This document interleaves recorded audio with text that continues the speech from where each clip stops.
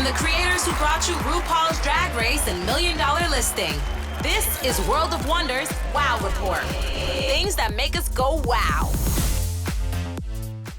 Welcome one and all to the Wow Report here on Radio Andy. I am Tom Campbell, filling in for our fearless leader, Fenton Bailey. I'm the Chief Creative Officer at World of Wonder. Figure out what that means. Fenton is off on a very glamorous vacation, from what I hear. He's exploring the ruins in Greece. You know, and things of that nature. It looks really fun, but we miss him and we can't wait till he comes back. In the meantime, we continue countdowning the top 10 thingies that make us go wow woo with James St. James and Blake Jacobs, always with us now, full-time contributing on this show. So as I try to wake up and make full sentences, we will continue with the show. There's no retakes today. No retakes. This is why I should be in charge. I don't know why they put you in charge every time. Someday they should just let me be the host. I don't say things like countdowning. That's not in my repertoire. So well, when we negotiate our very lucrative contracts, James, you might want to bring that up with your legal team. In the meantime, we're going to start counting down the top 10 things that make us go wow with number 10. Number 10. Last night, I saw the new WHAM documentary. I don't even know about this. What is it? Tell me. Oh my God. Just released this week on Netflix, which I never turned to, but WHAM made me turn. And it's WHAM's story. It's the WHAM story. It's not George Michael after WHAM. It talks about obviously Andrew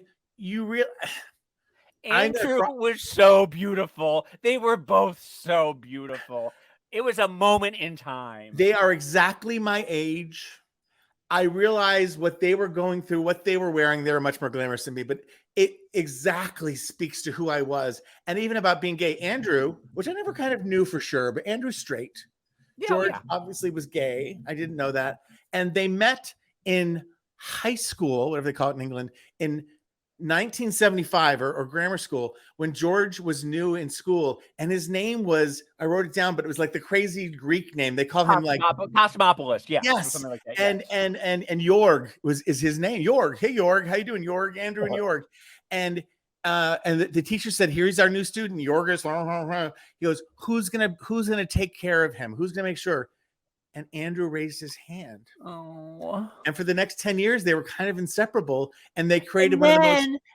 And then the kicker is that George took care of Andrew, by giving him the rights and to the songwriting credits and things. It's a love story in a friendship way. You know what I'm saying? Yeah.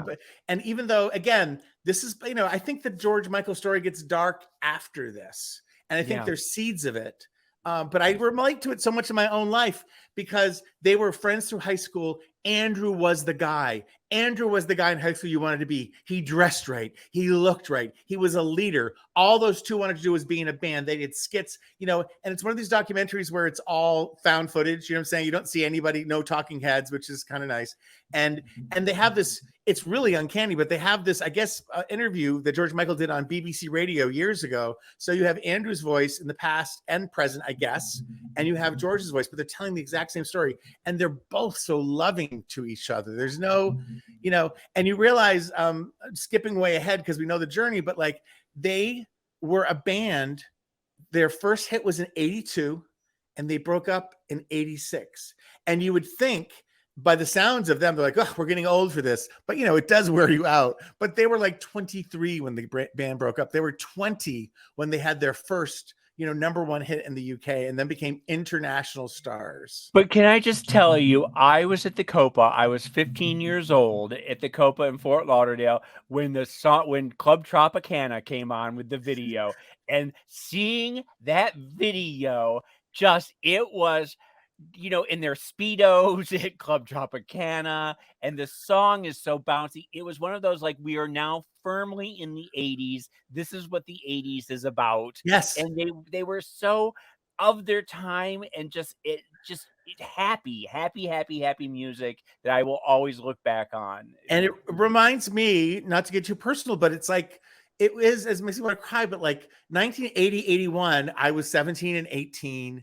I was still closeted gay. So it's like the divide of the world of being straight and gay didn't really exist yet. You were just part of the world. You were just part of boys, you know, like boys at Harvard and boys at school. And AIDS hadn't happened yet. And we just lived and loved, and it was so exciting. And then things got really twisted. And, you know, I project myself on George Michael, because George Michael, when he put that curtain down in 1990 and said, I'm not doing videos anymore and all that kind of stuff, I always imagine, I don't know this for a fact, that he like was tested positive or something. Like something happened to change his mood. And like the same, you know, I had a very similar path where it's like all this joy followed by AIDS fear, followed by this dichotomy of like, I don't know. But you know, it's hard to explain to people today, but that feeling in 80, 81, 82, 83, when there was Talk and Kaja Gugu and Boy George and Annie Lennox and that feeling of just that shift, that huge shift in pop culture had changed, and they were at the forefront of that, and it just we were all in it together. And it was infectious. And you know, they say that there was a New York Times article that was a little snide about it. He goes, there is a generation that can tell you where they were when they first time they saw the video for "Wake Me Up Before You Go." Well, yeah, that's what I'm saying. Yeah, I was my first weekend at school at NYU, and I saw it, and that to me is that September, October, November of 1984. I mean, forever. I remember the Catherine Hamnett shirt. I wore it. You know, sure. And Jake is moving on. You know, it obviously is, you know, they were dismissed a lot because they were pop. I've always loved pop, but they have amazing songs and on and on. It's so worth watching. It is a joy. If you're of a certain age, it's amazing. If it's not, it's still, it's full of joy, which I'm going to talk about another documentary that's not so full of joy, but that's WHAM. It's just simply called WHAM, the documentary now playing on Netflix. Let's move on to number 9. Number 9. I watched Glamorous on Netflix, and like you, I don't go to Netflix that often anymore. Like I have other places that I do now. My Netflix, it glitches. It's horrible. I hate the whole setup. I hate everything about it. But I watched Glamorous, the Kim Catrall series that has just started, starring Miss Benny, who is a trans actress. She, her pronouns. She is playing a non-binary character with they, them pronouns. So it gets a little tricky when you talk about them in this context. But anyway, the story is that there's a gender non-conforming teenager who is, they are probably in their 20s.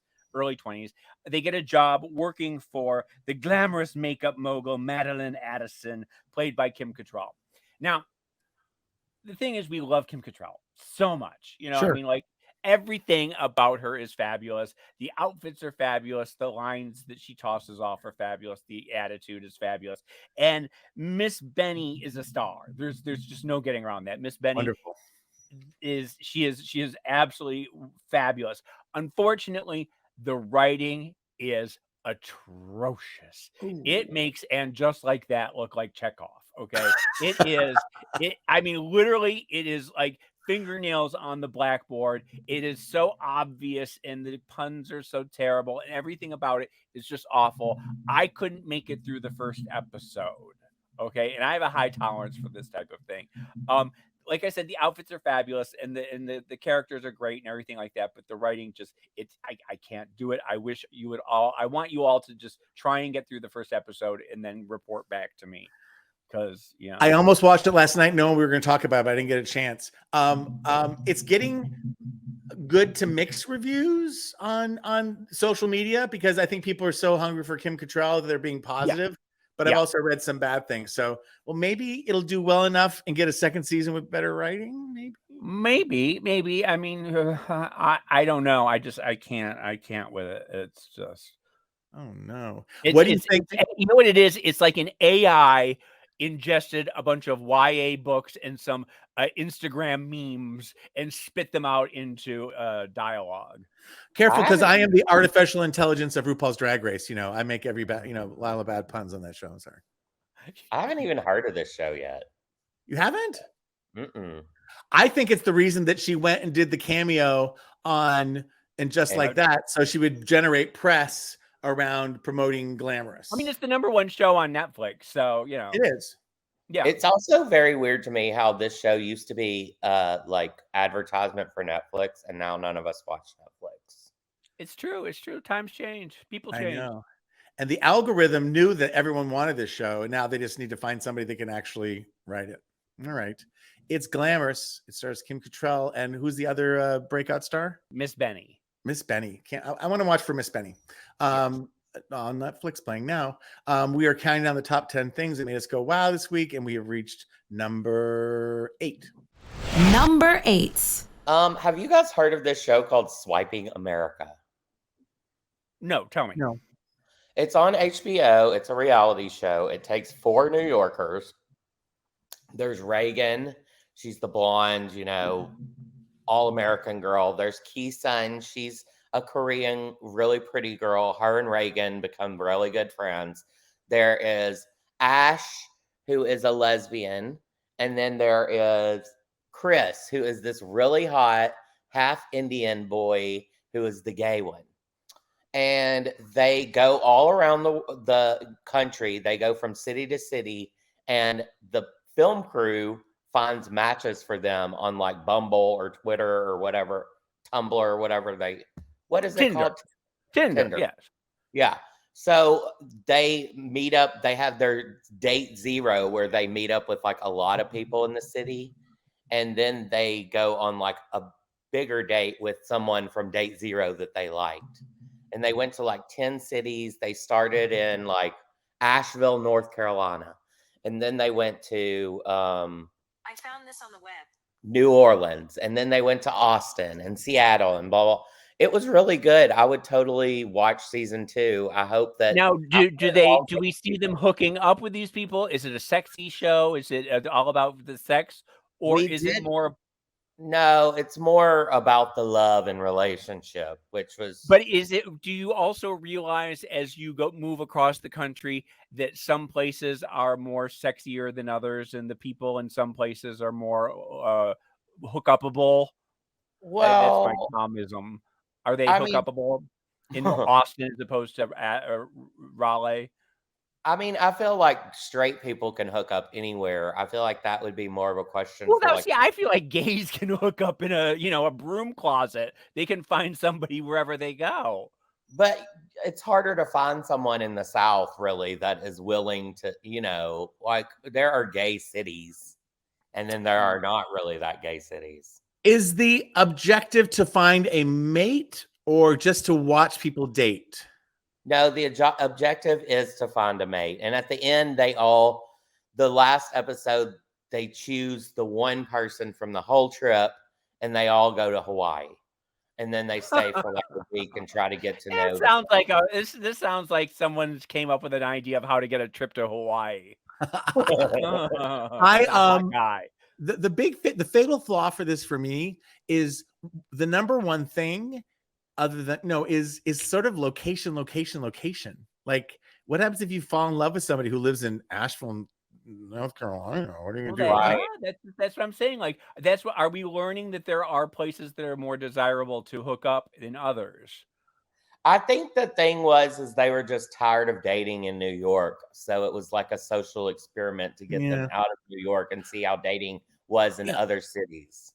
That was a sitcom on TV Land called Hot in Cleveland. Remember the premise of that? A bunch of hot girls from LA, their plane emergency lands in Cleveland, and they're hot there, so they decide to live. It was Valerie Bertinelli and I remember that. I just didn't know the premise of it. Yeah, it was that. That was the first week premise, and then they just made Betty White jokes.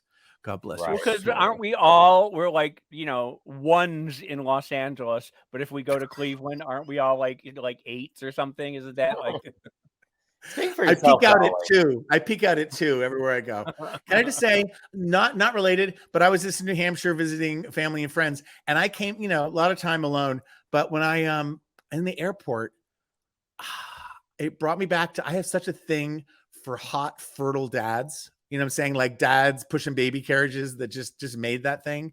And I swear to God, I cannot tell gay people from straight people anymore. And I assumed that they were dads. And then I thought, I think they're the gay best friends of these single mothers. I don't know. There was a lot of a lot of stuff happening inside of me at the airport at Logan yesterday. But I also remember when you were at your high school reunion, Tom, you were saying that you felt like an 8 compared to your classmates or something. You said that you looked really good and that people like you were really hot in New Hampshire. Oh, I'd love to. I don't know if I ever have called myself hot, but except when there was phone sex, then I could really be. I was 6 foot, 200 pounds, 32 waist. Things I've never been. All right, more about me than you ever wanted to know. We are going to take a little break. Blake, anything to plug, talk about here as we go out? Yes, we have Alexis Mateo, Mariah Balenciaga, Cynthia Lee Fontaine, and April Carrion reacting to Drag Race Mexico on Binge Queens, only on WoW Presents Plus. New episodes drop on Tuesdays. I have a question. Are they reacting in Espanol or in Inglés? I think they're reacting in English, but I have no idea. All right. You'll have to watch to find out. I've seen the clips and I've seen it's captioned, but I didn't have to sound up because I was in the plane. All right. When we come back, we're going to continue to count down the top 10 things that made us go wow. You're listening to the WoW Report on Radio Andy. Don't go anywhere. You're listening to World of Wonders WoW Report. Things that make us go wow. We're back. You're listening to the WoW Report on Radio Andy. I am Tom Campbell here with James St. James and Blake Jacobs. Fenton Bailey, our fearless leader, is on a fabulous vacation and well-deserved. Hurry back, Fenton. Tell us all about it. We are now at number 7 in our countdown of the top 10 things that made us go wow. James St. James. Number 7. I just want to put the fear of God in everybody. I want to talk about something very terrifying. I'm just going to read this sort of off of an article that I found. Douglas Hofstadter, a legendary scholar and AI skeptic, recently wrote an essay. And I'm just going to read a few excerpts from this essay about AI. And he says, quote, I think AI's progress is terrifying. I hate it. I think about it all the time, every single day. It feels as if the entire human race is about to be eclipsed and left in the dust. The accelerating progress has been so unexpected and caught me so completely off guard, not only myself, but many other people. There is a kind of terror of an oncoming tsunami that is going to catch all of humanity off guard. AI renders humanity a very small phenomena compared to something else that is far more intelligent than us. And AI will become as incomprehensible to us as we are to cockroaches. Very soon, these AI entities may well be far more intelligent than us. And at that point, we will recede into the background. We will have handed the baton over to our successors. If this were to happen over a long time, like hundreds of years, that would be okay. But it's happening over a period of a few years. To me, it's quite terrifying because it suggests everything I used to believe has been overturned. I thought it would be hundreds of years before anything remotely like a human mind would soon be possible. I never imagined that computers would surpass or rival human intelligence. It was a goal so far away that I wasn't worried about it. And then it started happening at an accelerating pace where unreachable goals and things that computers shouldn't be able to do started happening, like the defeat of Carrie Gasparoff to Big Blue, to Deep Blue, the computer, the chess playing computer. And the systems got better and better at translating between languages and then at producing intelligible responses to difficult questions in a natural language, and even started writing poetry. And that's just a little bit of it right there. But the fact that he thinks that the AI synchronicity or whatever that is coming within a couple of years is terrifying. What do you think? It's like climate change. I don't know what to do, James. I don't know what to do.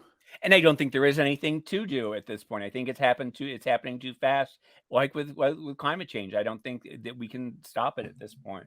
We're all just on the roller coaster ride to hell. The only glimmer of hope was that he at one point compared humans to cockroaches, and Cher has also been compared to cockroaches before. That in the end, after the apocalypse, the only thing that will survive is Cher and cockroaches.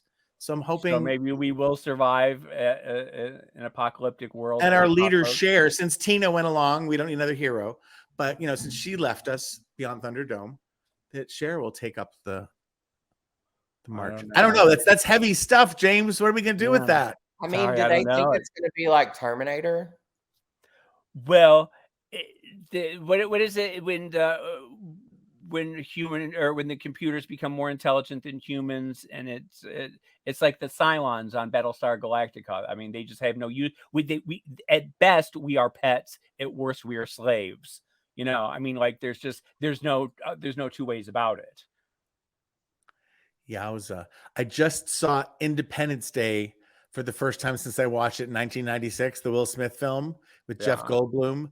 And it was all about mean aliens that were smarter than us. But the way they killed him, Jeff Goldblum snuck a laptop up into the computer, into the space, and was able to get on their Wi-Fi. Oh, I remember that. Yeah. And upload a virus, which lowered their shields, which allowed everything to simpler times. Because that's the other thing with Star Wars. The Death Star in the first Star Wars, the very original Star Wars. It's basically they attack the anus. Right? Yeah. They go through the perineum or whatever that is. And then why would you, if you're creating a Death Star, would you put an anus on the Death Star? Why would you put that little hole? I don't know, but blow the whole it reminded me a little bit of Independence Day. It felt very penal. It felt very like getting inside. So I just look for the anus of AI and aim and shoot. That's the most constructive thing I have to offer. And you've scared us to shit. Thank you, James. Thank God you did this in the middle of the show so we can just drag along for the rest. AI warning from James St. James. You heard it here first and maybe last. Maybe this is the last show. Maybe we're AI already. I don't know. Thank you, James. Let's move on to number 6. Number 6. Oh my God. I've become Fenton. Number 6. All right, another documentary about another famous homosexual. I watched the Rock Hudson HBO Max documentary. Yeah, wow. Okay. Do you see it, James? I did, yes. Blake, did you see it? I haven't, but I walked by while my roommate was watching it. Oh, that counts. That counts, yeah. Yeah, you take the segment. Go, run with it. I was home watching it with my sister who wanted to see it, which I thought that was interesting. There's a device. Again, it's all done with voiceover and archival footage of people. There's this device. It's not the central part of it, but they use a lot of clips from Rock Hudson movies, which seem to illustrate, poetically echo the suppression, and I thought that got tired. I thought that because it was like scenes that really weren't about his homosexuality, but you could kind of out of context think that he was talking about his homosexuality. They're clever at times because, of course, Rock Hudson in all the Doris Day movies, which I love him in, I've seen other things, but oftentimes the plot was, in order to keep him away from the woman, he pretended to be gay. And it's like, oh my God, here's Rock Hudson, who's gay, playing straight in real life, playing gay on the thing. So there is a great irony in that. We know about it. My fear of the Rock Hudson thing is I just know too much and I'm too old because I didn't get a lot of spanking brand new information. And then, of course, and I'm realizing now that I'm just a tired old 80s queen. But when it got to the first part is interesting. It's about his career. It's about, how he sort of fit in. But I'm not surprised. I mean, Hollywood, I guess it's good for it to be on the record. But Hollywood, there was a way you played being homosexual. There's always been gay people. They just had to play the game a different way. I'm not saying it was better. It was much, much worse. But that's what it was. And then everything, he changed the world when he became HIV positive, and the Linda Evans thing and the Kiss and Dynasty and the Doris Day moment and Elizabeth Taylor stepping forward. And Nancy Reagan refusing to help when he asked her to get him to France. They needed to get him to a U.S. hospital in France. And so they all reached out to Nancy Reagan, who was a very good friend of his. And one of his best friends. And she was the first lady of the United States. And she said, I've heard that story, but somehow seeing the first lady's secretary's letter saying, at this point, we don't think this is a wise thing for us to do was devastating and makes you angry all over again. What did you think about it, James? Well, I was not paying attention in the beginning. Me too.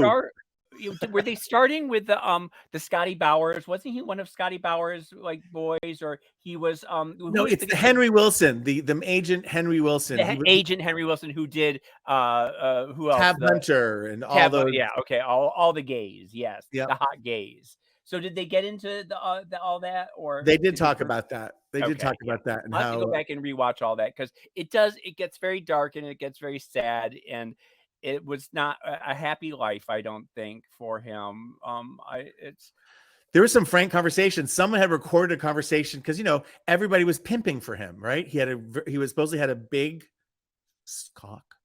And they have him on the phone. Someone going, "Hey, Rock, how are you?" And it's a recording. It's like, "Good. How are you? How are you doing?" And it's like, I have this gentleman I'd like you to meet. He's 6'2". He goes, "Well, how's he equipped?" And he goes, "I don't think you'll be disappointed." I mean, it's really transactional. But I remember the days when we lived separate lives. We were like, had our friends, had our social life, had our parties, and then everyone would go home and the gayness would come out, right? It wasn't. I did enjoy a lot of the, because he was famous for having those pool parties. Yes. It was just naked boy and hot naked boys, and you saw the home movies of that, and you thought, hell yeah, that's how you do it. That's how you be a star in Hollywood in the 1970s, 60s, and 70s. My memory's horrible. Who wrote Tales of the City? Armistead Maupin. He's quoted throughout. He had a fling. He goes, "I was never his boyfriend. He's never my boyfriend. We were like play objects." Like when he was younger, he had sex with Rock. Rock thought he was kind of smart and liked his writing, and they had flings, and he'd be invited. And there's a picture of Armistead like at the pool with his the butt crack showing. It's just like, I mean, part of it's, again, how we find the light, literally and figuratively, even in the darkest and most repressive of times. Hopefully that won't be happening again soon. Who knows? Will AI be kind to the gay people, or will AI not be kind to people, James? James? Will AI like its gay pets? I don't know. Oh, scary. All right. Rock Hudson, All That Heaven Allows is a documentary. I would recommend seeing Giant. He's so good in Giant. I recommend seeing Pillow Talk. I would recommend seeing Magnificent Obsession. He did a bunch of movies with Jane Wyman, including All That Heaven Allows. Movies. The Douglas Sirk ones are spectacular. Spectacular. And I kind of want to watch a couple McMillan wives just to remind myself what those were like. Oh yeah. But I do have still a big crush on Rock Hudson. Let's move on back to you, James, at number 5. Oh my God. Did you hear there was cocaine found at the White House? Stop the presses. It's the biggest story on the planet. CNN, Fox News, MSNBC, everybody is just talking. It's like, can you believe it? There's cocaine in Washington, D.C. Now, the right is screaming, Hunter, Hunter, Hunter. The left is screaming, Don Jr. left it there. Don Jr. must have done it. Right? Okay. Now, everything I know about Washington, D.C. is that it is like Wall Street in the 80s. Cocaine runs freely in the streets there. Everybody is out of their minds 24/7. That is everybody.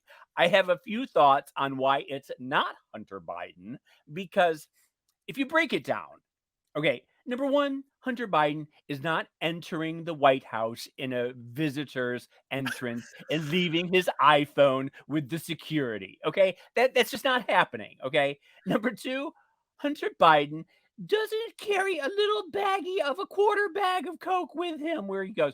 Hunter Biden throws down 8 ball after 8 ball after 8 ball. There ain't no little tiny baggie of. Why do I think that Hunter's a meth head, by the way? But keep going.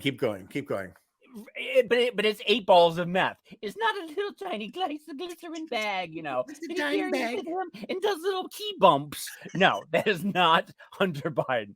Number 3, nobody who does cocaine doesn't know where their baggie is. It's not something you lose. If you're doing coke, you know exactly where your baggie is. You don't lose a baggie of cocaine. That's not going to. It was either planted or there's another part to the story here that we aren't getting. Okay. I have a theory, and hear me out. I don't mean to disparage a group of people, but I'm going to say it was the gays. Okay. I don't know if you remember that out of control pride party the week before where the trans girl showed her titties and got into all sorts of trouble for it. And if Blake, yes. I was going to say this. Okay, because if you know gays, you know that they're doing K in the bathroom. They're treating the White House like it was a white party. I mean, that's just how gays are. Okay.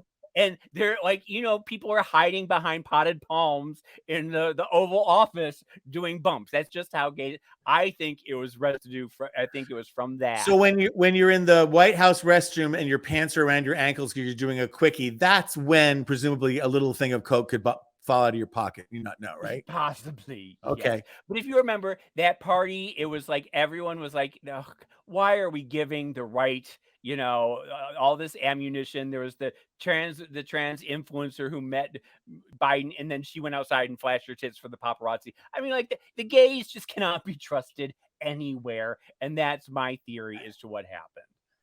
This would be an excellent episode of Murder, She Wrote if AI could write a Murder, She Wrote about a murder in the White House and a bag of cocaine. I want to see. This is a episode of Black Mirror that needs to happen. James, make this happen. This is the premise for your next book. Why such a long period between books, James? You've just come up with your new book. The gays can't be trusted.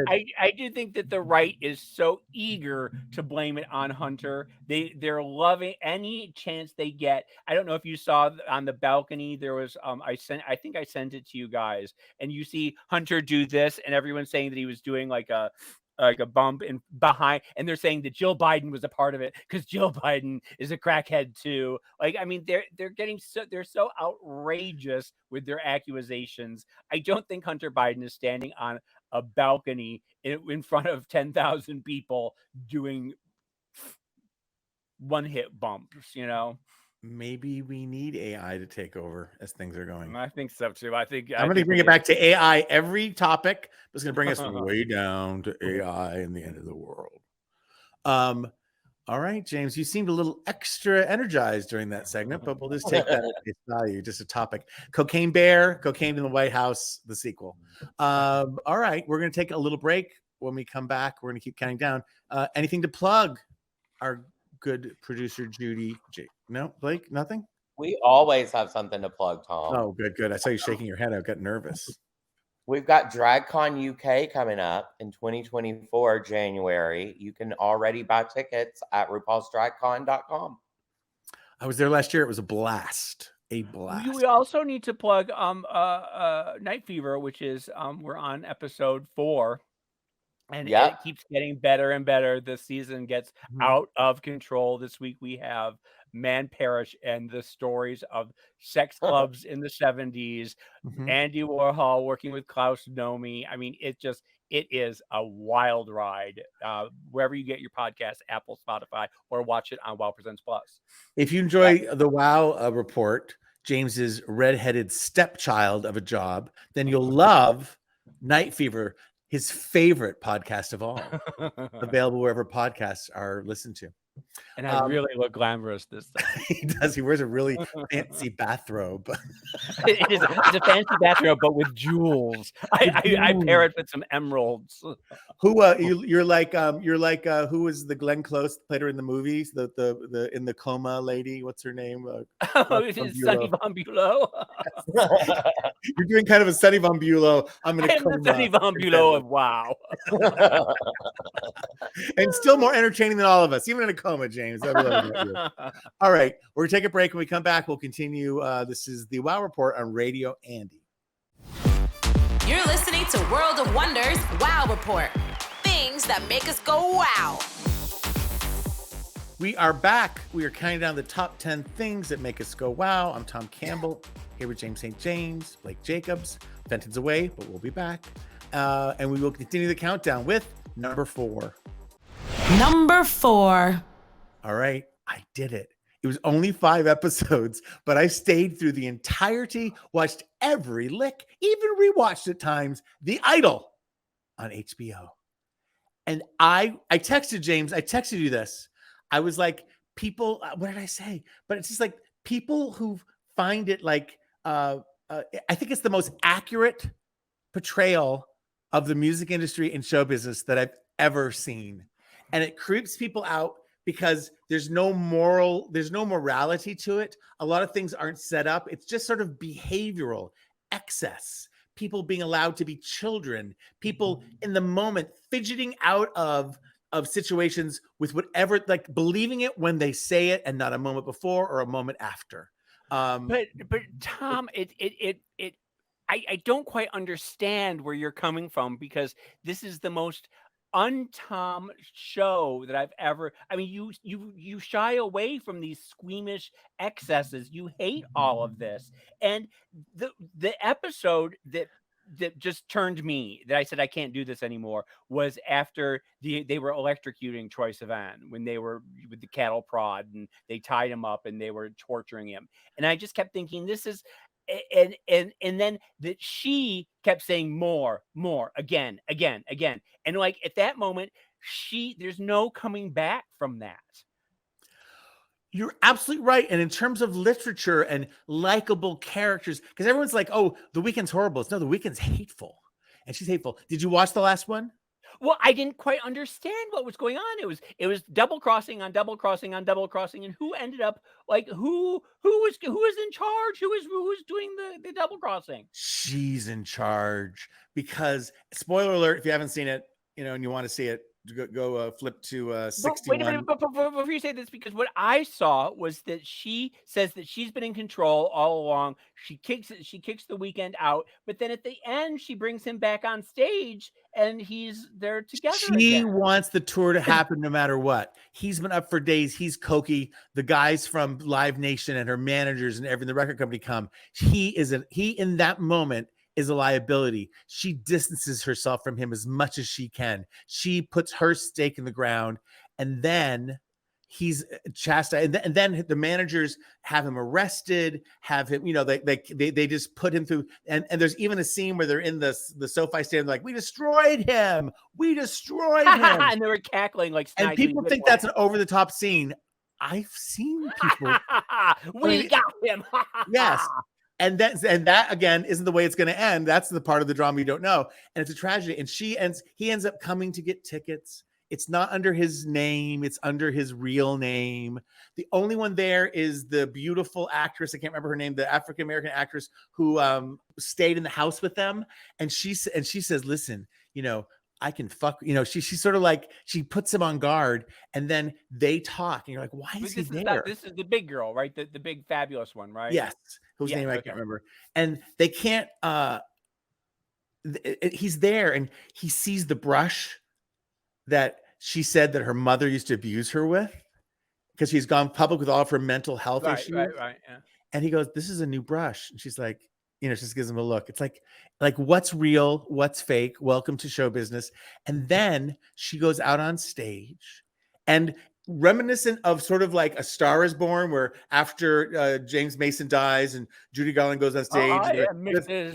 My name is Mrs. Norman Mailer. There's no performance. There's no singing. She comes out and goes, I owe this to someone who made this all happen, who is my life spirit, the love of my life, as her manager and tour.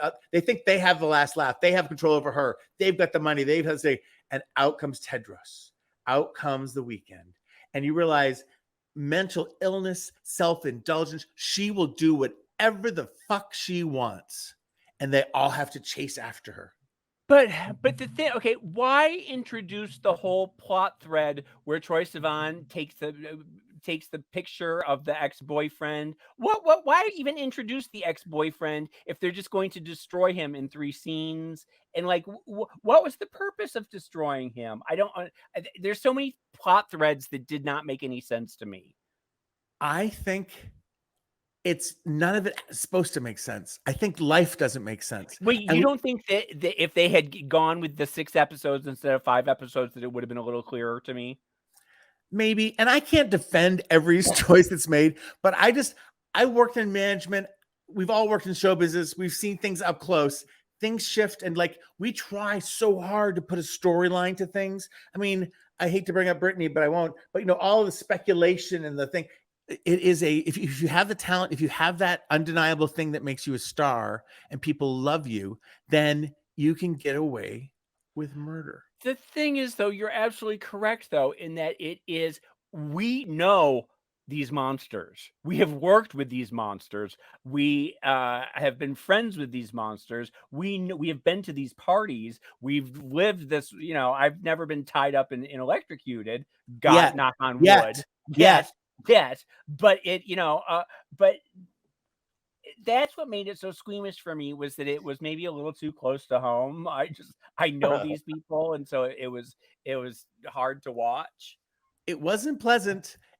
I don't think they'll make more, who knows, but to me, in a weird way, because it was so disconnected, because it was so, it's all about, hey, I love all this false intimacy of our business, which we all do to a certain degree, but people take it to the extreme. And the fact that the Troye Sivan thing went so severe, which was weird and didn't make sense, but it's just like, you can trust. And was me, or is that AI? I don't know. Let's move on now to number 3, James St. James. Number 3. Very quickly, I just started watching Generation Gap, which came back this season for season 2.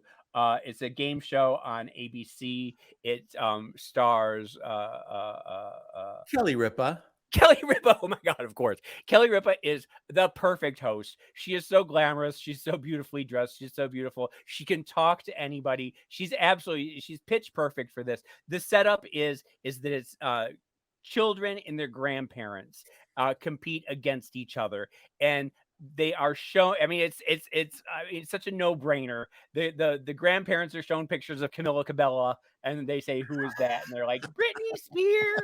And then the kids are shown pictures of like Greta Garbo or Ronald Reagan, and they're like, "Is that the Black Panther?" It's always the Black Panther. Yeah. The girls kept saying Black Panther for everyone who was black, and then it's like, "Is that Spider-Man?" The kids have no. And the problem with it is, it all depends on the kids and the grandparents. If you have some duds, the whole show falls flat. There was the one episode I saw, it was 3 in a row. I don't know if you saw the sort of Elizabeth Taylor looking mother. Yes, I saw that one. She was fantastic, and her kid was fantastic. But the other kids were like, "I don't know," and the grandparents were like, "I don't know." And if you have like, I don't know, you have to give guesses. It all depends on how fun the guests are. The other thing is, I thought it should have been a half hour instead of an hour, because so many of the games are exactly alike. It's all just, I think it would work if it was shorter and punchier. Tom, what do you think about the show? I watched it because you mentioned it and I wanted to see it. I thought it was cute. I do. It's a brilliant premise. It is one of those things you're like, why didn't I think of this? Yes. Because you're sitting there either not knowing, or you're sitting there knowing and can't believe they don't know. So it really does engage you, and it's something you can watch. And I am the grandparents' age. Thank you very much. Exactly. Yes. The other thing, but what's sad is that I know all the children's answers. Well, that's good about us. That's because we're gay and we're pop culture driven. So good for us. I know the iCarly answers. Yes. I know. And Jojo Siwa was. The Sweet Life on Deck. I know every episode. I will just give a shout out, an obvious one, because she has been famous and serving perfection since 1990 or whenever she went on All My Children. But Kelly Ripa is at the just when you thought she was at the height of her career, she's at another level with this talk show. And I have to say, I was nervous about Kelly and Mark. I was nervous about a husband and wife coming on TV and having a spontaneous conversation, since even when like how do you recreate what you had over breakfast every single day? And even when Joy filled in for Kathy Lee when Regis was there, it was sweet to see them, and you heard stories you hadn't heard, but it wasn't the same. And they are so good. And he is just, the handsomest man on the planet. Oh my God.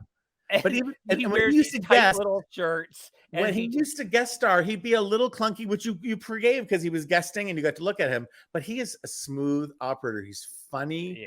Yeah, we're getting to know them really well. So It is. I enjoy it. I get up lately. I've been watching The View, but I go for Kelly and Mark because they're so fun together. And like you said, she has never had a misstep as far as I can tell. She is always on point. She is always fabulous. Even when she was on, when she was the punk rocker, the goth girl on the teenager on All My Children, she was, Yeah. As I am in the older part of the generation gap, it's just nice to see someone who just gets bigger and bigger. And it's kind of like the Gayle King story in a different way. Do you know what I mean? It's just like she's never been, and anyway. So it's go girl go. So she's a hurricane instead of a tornado. She just gathers strength as she goes along. Hurricane Kelly can be seen on Live with Kelly and Mark and a Generation Gap on ABC and Hulu and things of that nature. All right. Now let's go straight to number 2. Blake. Number 2. Do you people know who Victor Wembanyama is? No. You are stumping us all 3 things this week.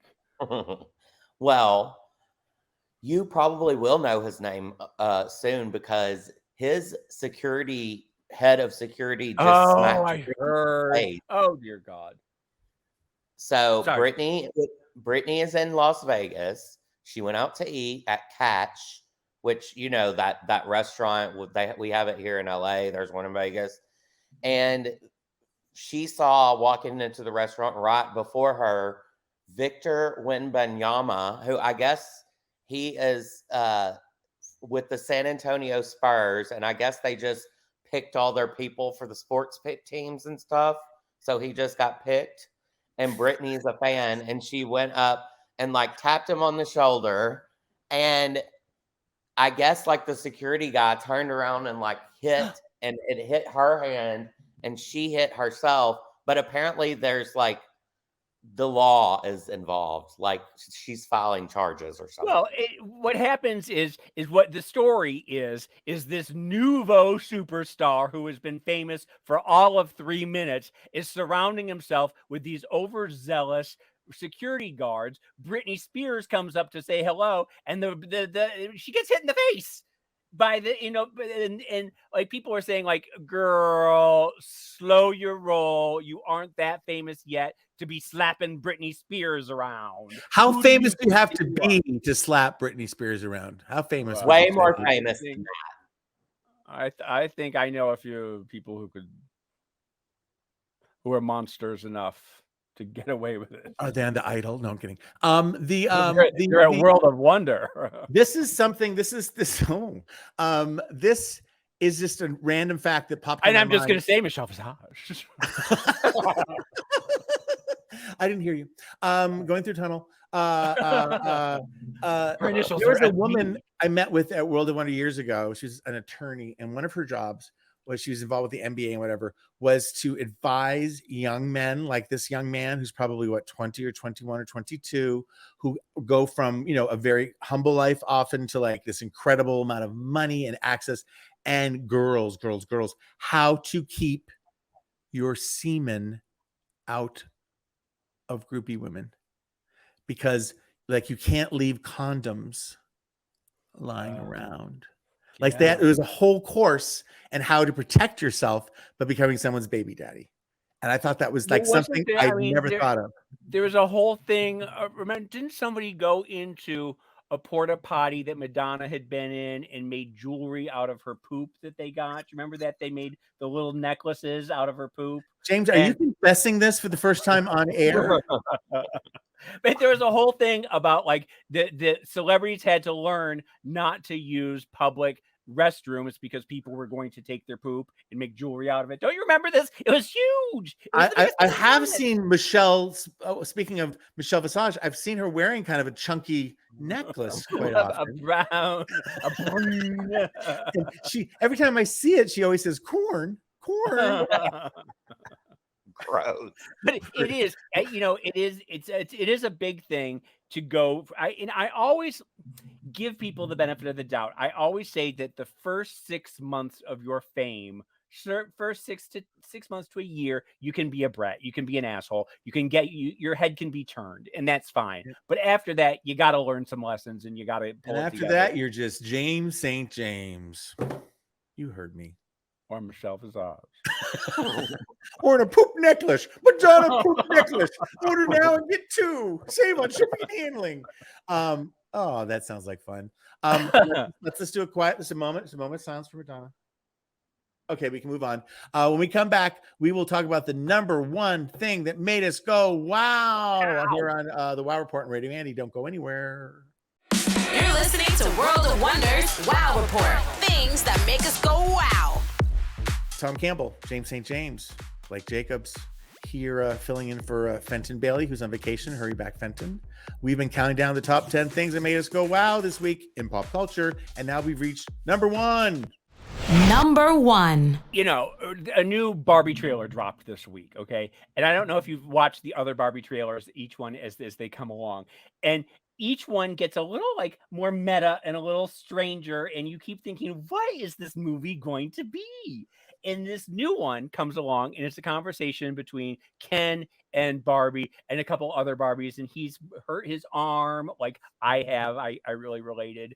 But he answered the way Ryan Gosling is playing the role is so funny and so spot on it, and every line reading is funnier than the last one. And you realize that Ryan is just walking off with this film. If you've seen him in interviews where he's talking about his Kenergy and and all, I mean, like, he is having the time of his life. And he even said, when someone asked him why he chose this role, he said it was the best script that he has ever gotten. And I believe that what you realize through these trailers is that the dialogue is if an 8-year-old girl had written it. That's the whole theory of the movie, is that every single line reading is an 8-year-old girl playing with her Barbie. And that's why when he says, can I come over to your house? And oh my God, so cool. And there's like scenes where Barbie is walking down the stairs, but she's sort of flying down, like, how a girl will take her Barbie. And everybody is walking around as if there's an invisible hand around their waist. And you see the Barbies flying here and there because the girls, little girls, and everything he says when he's like, my job is beach. It's not lifeguard. And like the whole thing is just as if it's so smart and it's so funny. And it makes you think that it potentially could be very sad in the end as the little girl grows up or whatever, and the dialogue starts to change. I just feel like the movie is really going to I think it's going to be the best movie of all time, frankly. You're so upbeat about it. You suck me in with your enthusiasm. I'm just aware of the hype around it, the pink wave of plastic toys and houses wrapped in pink in Malibu as Malibu dream houses, that it makes me just on some level you aren't liking that. It's it's irritating to you. It makes I get nervous that I'm being sold too hard. Even on QVC, the one of 2 channels that I watch, they're all like, well, this raincoat comes in blue, green, and oh, look, it's Barbie pink. Like everyone's just like, and I live and work in a world of pink and orange, so I shouldn't be afraid, I guess. But I want you to go back and watch the trailer again that I sent you, because when you see Ryan and you give it to an 8-year-old girl's voice who is voicing him, it changes the way, because when he's like, so cool and fabulous, and like when in the very end when he says, she says, bye, Ken, and he says, bye, goodbye. And the way he says bye, goodbye is so funny that, like, I love it. He's brilliant. I trust there's very, very, very smart people involved. Greta Gerwig. When did Greta Gerwig ever let us down? Yes, it's so true. All right. Well, we did it. Even without Fenton, we counted down the top 10 things this week that made us go wow. James, thanks for coming. Even though I know this isn't your favorite show that you do, thanks for coming and making it so special. Blake, as always, for keeping it on track, for keeping us Blake in his glamorous penthouse. I don't know if you're watching, but he's just got this fabulous triplex. And his beard looks pretty hot, too. And I'm glad to be back from our little jaunt in New Hampshire. Until the next time we meet again, hopefully next week, same time, same place, go out and do something that makes the world go, wow.